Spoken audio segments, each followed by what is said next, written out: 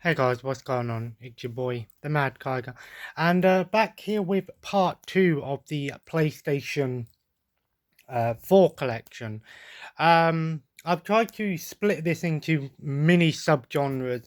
There's quite a lot of stuff here actually. So this stuff is pretty much titles that are a little bit lesser known, Japanese stuff. Well, not games from Japan, like smaller branded titles and things like that. Um, and there's some good stuff here, and lots of indie titles and things.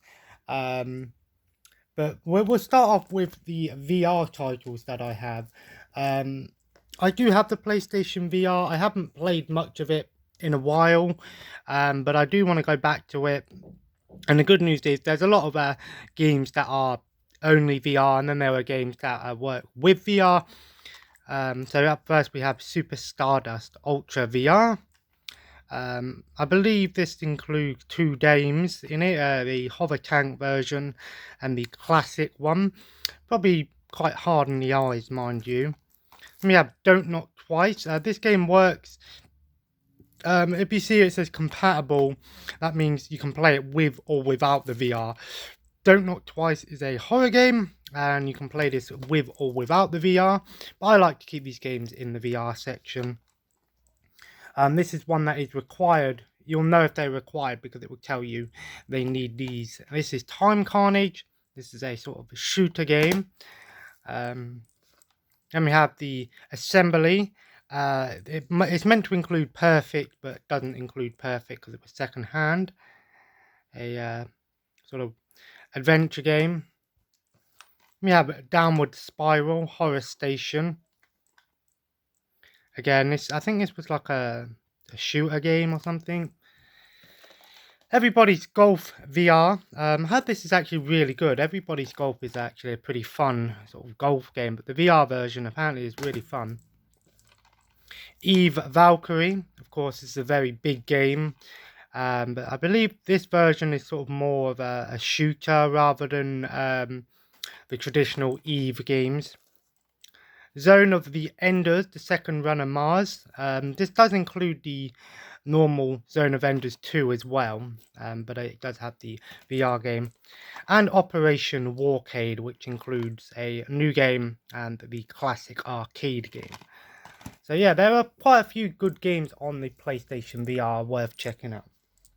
Then I have a couple of horror games that I didn't show. We have Yumawari, Midnight Shadows. This is kind of like an indie horror game by the looks of it. Looks kind of interesting. And of course, recently acquired Daymare Black Edition. Again, very much like a Resident Evil style game. Then we have some RPGs that I didn't show. These are sort of smaller RPGs, I guess. So we have Greedful. I've heard this is actually a really good game. Apparently there's a lot to do in it. It's much like a Dragon Age kind of game. Then we have Risen 3 Titan Lords. This was a remake of the PlayStation 3 version, or the relaunch version, I guess. I didn't really enjoy the second one, so. Then we have Bound by Flame. I have tried this game out. It was okay. But I think I played the original version, not the relaunched version. And then the Surge. I know this is kind of a I should have put this one in with the previous stuff, but again, all focus home interactive stuff. Then we have a sort of adventure game. Here we have Little Dragon's Calf. It's kind of like a Harvest Moon style game. You know, you have your own calf. Have lots of dragons and things to explore and stuff. Looks kind of fun. Then we have some sort of platformers, I think. The Last Tinker, City of Colors. This kind of looked like a mix between like Epic Mickey and The Blob or something like that. Looks kind of interesting. Then we have Tesla Grad, sort of like a 2D platformer here. Another indie title. Unbox Newbie's Adventure. I know this is more of a party action game, but it's got a lot of platforming to it, I hear. It's kind of fun. And then we have Rhyme, which is a sort of exploration game, much like Journey or something like that. Looks kind of interesting. Then we just have a few miscellaneous things I've thrown together. Pinball Arcade. This includes the exclusive challenge pack. You get 22 pinball tables on here. There is a second one, I hear. A second pack. Pinball is always going to be great. Atari Flash Packs Volume 2 comes with 50 Atari 2600 and some arcade games as well. Great way to play some classic Atari games without needing to get yourself an Atari 2600 or the arcade. And Dino DK's Kickoff Revival, which I believe was a Sega Mega Drive game originally. I could be wrong. And we have some sort of racing games. I sort of put these under racing games. Ollie Ollie 2. This is sort of like a 2D platformer racing game, skateboarding. I'm not entirely sure how well this game is, but I've heard it's pretty good. Then we have Redout Lightspeed Edition. This is basically like a mix between. It's kind of like Wipeout, if you've ever played that classic futuristic racer. Then we have Nippon Marathon. This is kind of like a racing game, party game, kind of like Fall Guys or something. You just have to like go racing. Really weird game, but I've heard it's actually pretty funny. And then we have All Star Fruit Racing, which is again another sort of kart racer, another indie title. Then we have a couple of more RPGs. We have Chaos Bane, a Warhammer game. This is kind of like a Diablo style game. And then we have the Elder Scrolls Online. I actually haven't played much of the Elder Scrolls Online, but I know that it's gotten much bigger over time. Oh, yeah, some strategy games as well. We have This Is the Police, a sort of police-themed strategy game. I'm not entirely sure how well this, how good this is, but I know they released a second one as well by THQ Nordic. Then we have Dungeons 2. Dungeons 2. This game is very similar to Warcraft 3. So if you've ever played Warcraft 3, this is actually a surprisingly fun game. Ancestors Legacy Collector's Edition. Already done an unboxing of this before. This is sort of like a medieval strategy game, not to be confused with the other game called Ancestors, which is the monkey game. Then we have Shopkeep. I kind of put this into strategy games, but I weren't too sure where to put it. It's kind of like a strategy game. You have your own shop in medieval times. Then we have Mad Games Tycoon. Again, much like Game Dev Tycoon, there's so many cool like indie titles out there. And yeah, still sealed. Armor Galliant, Decks of Destiny. This combined like a real-time strategy game with cards, I believe. Warhammer Deathwatch. This is another sort of like Space Hulk strategy game. I've heard mixed reviews about it. Constructor. This is a sort of city building game, all about like mafia and things like that. And Tropico 5. I didn't really play much of the other Tropico games. I tried them out, but I couldn't really get on with them, but maybe I'll give them another go. And Grand Ages Medieval. Again, another big strategy game. There's quite a few strategy games on the PlayStation 4, but again,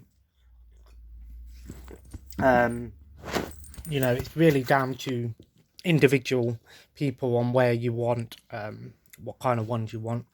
Then we get into some sort of action-themed indie titles.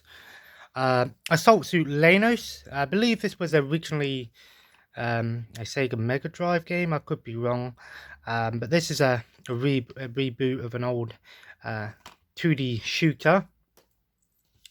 Shaq Fu, The Legend Reborn. Of course, Shaq Fu is one of the most notorious games in history for being a terrible fighting game. But I believe this is more of a beat 'em up, actually. I've heard it's actually pretty fun, much better than the previous game. Then we have Rad Rogers, another sort of 2D platformer. Of course, some sort of nod to the old games. Then we have Zombie Vikings, Ragnarok edition. This is very much like Castle Crashers. Not as good as Castle Crashers, but very similar. Then we have Iron Fury. I recently actually beat this game. I had a great time with it. It's very much like a classic Doom or a Wolfenstein or, you know, Shadow Warrior. And it's really fun. Definitely check it out. You can beat it in a day. Then we have Dex. This is sort of like a cyberpunk 2D platformer / shooter. 88 Heroes, another sort of weird and wonderful platformer party game, I believe. I'm not too sure on how it works. Circuit Breakers, again, another over-the-top shooter. Mother Gunship, this one comes highly recommended. This is very similar to Serious Sam or, you know, Zyggurat, sort of like a roguelike game and lots of like replay value to it. And then we have Raiden 5 Director's Cut, which is again another classic shooter. Then we have the Yakuza games that I have. I have a physical copy of Yakuza Kiwami 2. I still haven't beaten Majima's campaign, and I'm going to do that before moving on to the next one. I have got the first and the 0 on digital, but I will pick up physical versions of them when I see them cheap, because I already beaten those games and I don't see much point having physical versions of games that I've already previously beaten or digital and paying a premium for them. I'd rather pay like under £10 for them. But yeah, Steelbook edition, absolutely amazing games. And of course, yeah, you can play as Majima in this game and do like a separate campaign, which I do need to do. And then we have the Yakuza Remastered collection. Just be aware that Yakuza 1 and Kiwami 2 and Kiwami 1 are actually remakes of Yakuza 1 and 2, whereas the Remastered collection are just updated versions of the PlayStation 3 games. So don't be expecting full remakes with Yakuza Remastered, but they do include 3, 4 and 5. So of course, really absolutely love the Yakuza series and Yakuza 6. These are absolutely amazing games. I can't stress enough that how good these games are. There's just so much to do in them. Absolutely great, really good stories and just excellent games. I will probably get 7 or Like a Dragon when it comes out. Then we have all of my Koei Tecmo games. Of course, I'm a big fan of like the Warriors games, so I've put on my Koei Tecmo games. We have the Tokiden Kiwami and Tokiden 2. These are basically very similar to Monster Hunter. I played a little bit of Tokiden Kiwami, and it's actually pretty fun, actually. But if you enjoy Monster Hunter, definitely check these out. They're very similar in their gameplay. Then we have Nobunaga's Ambition, Spear of Influence Ascension. Again, another old strategy game brought back. And Romance of the Three Kingdoms 13. They have released 14. Then we have Warriors All-Stars. Again, this is just basically just combines a bunch of Warriors characters or games from Koei Tecmo games. It's enjoyable, but I'm not really overly keen on that one. Then we have Samurai Warriors 4, the complete collection, 4, 2, and 4 Empires. I've beaten all of these games, of course. Love the Warriors games. And then we have One Piece Pirate Warriors 3. One sec, I've just realised I've missed a couple of games. Then we have One Piece Pirate Warriors 3. I know that I haven't... there are some games that you'll see that aren't that are by Koei Tecmo, but I like to keep all of the Romance of the Three Kingdom games and any Samurai Warriors or Warriors games all together. And then we have Dynasty Warriors Empires 8 and Dynasty Warriors 9. Again, the series has sort of lost its way lately, but hopefully with the next game we'll see more. And Arsenal and the Warriors of Legend. I actually played this on the Xbox One. Actually a pretty good game. Then we have a bunch of sort of Japanese visual novels, adventure games. Kokodama and the Seven Mysteries of Fujisawa. It's like a puzzle game, but it's also got like a visual novel to it. There's loads of these on PlayStation 4, sorry. 428 Shibuya Scramble.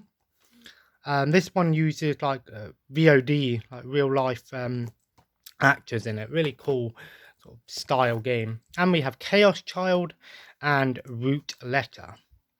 I think that's what it's called, or I think it's called Root Letter. Yeah, these again are visual novels. You know, you can make choices and get different endings. And then last but not least, we have all of the JRPGs or Japanese themed RPGs. First up, we have Punchline. Again, I'm not entirely sure if this is a JRPG or if it's a I'm not too sure. So these are all like Japanese themed games, I guess. Gundam Breaker 3. I believe this actually is a Japanese game. By the looks of it, actually does come from Japan. But so yeah, but it has English all over it. So let me know in the comments about that one. If this is actually Japanese. But I love Gundam. Then we have Animea Gate of Memories. Again, lots of these JRPGs. Fate Extelier, the Umbral Star. I'm not too sure if that's a JRPG or a fighting game. Blue Reflection. This is a game made by Koei Tecmo, but it's by the Gust team. So this is more of a JRPG.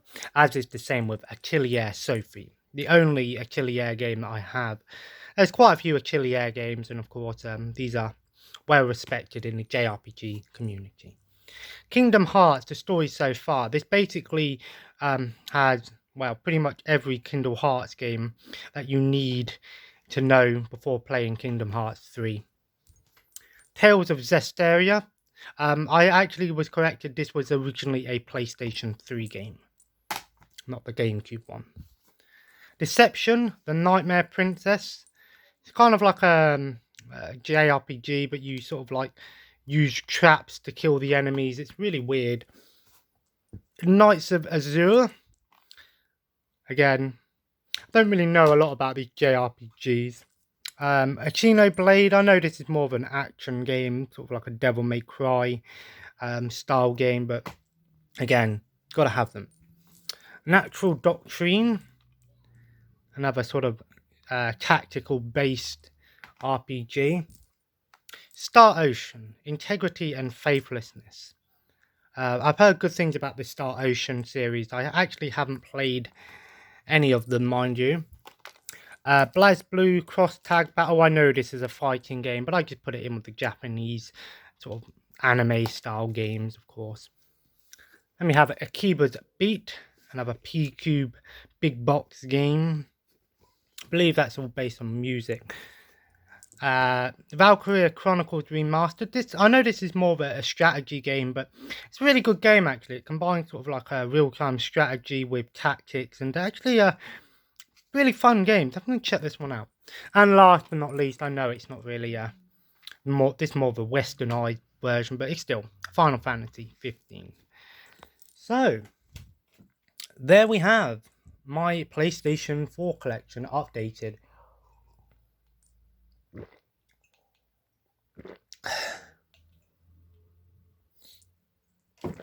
Excuse me.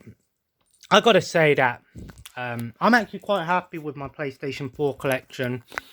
I liked how I did this. You know, first part was more of the usual suspects that you find This is more of the quirky and intriguing games, one could say.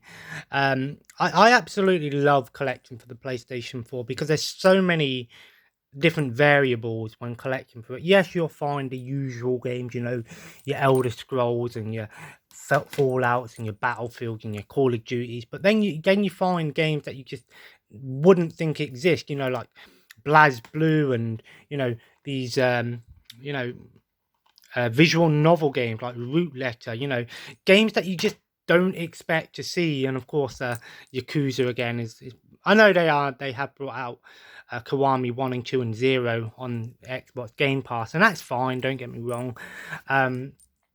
But you know, a lot of these games you just don't see on any other system. I mean, yes, obviously PC, and some of these games you do see on Nintendo Switch, but again, that's more because Nintendo is a Japanese console. But you know, if Xbox really branched out and tried to get a lot of these, you know, JRPGs on their system, I definitely think they would benefit from that. But I think most, because obviously Japan.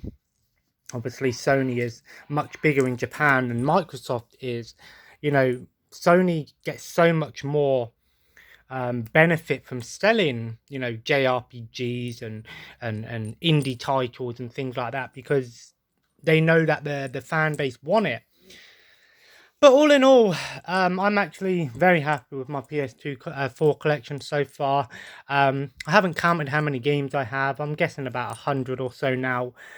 Still a long way to go. Um, but hopefully, as time goes, we'll be able to get some more games in the collection and update the collection. As for tonight, I'll probably be playing some Disneyland Adventures for a little bit. My friend might or might not be on, so it could be a full-length Disneyland Adventure stream, or it might even be a little bit of that and then some Fable 3. I highly recommend watching last night's Fable 3 stream because it was hilarious. I had so much fun with it last night. We had great time. I really do hope that he does come on tonight so we can play some more because I had a great time with it. But if not, we're going to finish off Disneyland Adventures. So if you enjoyed today's video, feel free to leave a like and comment below. Let me know your favourite PS4 game. Are you collecting the PS4 or do you not? Are you going to get a PS5? I might get a PS5 because I know that a lot of these games are going to work on PS5. But again, money-wise, it's not ideal yet, so we'll see. And of course, guys, subscribe if you haven't already. Thank you to all of the new subscribers and commenters. I see your comments. I do reply if the comment is worth replying to. Not being horrible or nothing, but I appreciate any criticism, constructive criticism, that is. And I appreciate all of the new people coming to the streams as well, and even watching the streams afterwards. It really means a lot to me. And of course, guys, I will follow me on Twitter and Instagram and Twitch at the Mad Kiger. Like I said, I'll be streaming tonight with some more Disneyland Adventures and or Fable 3. We'll see. So as always, guys, have a nice day, and I will see you in the next video. Take care and bye bye.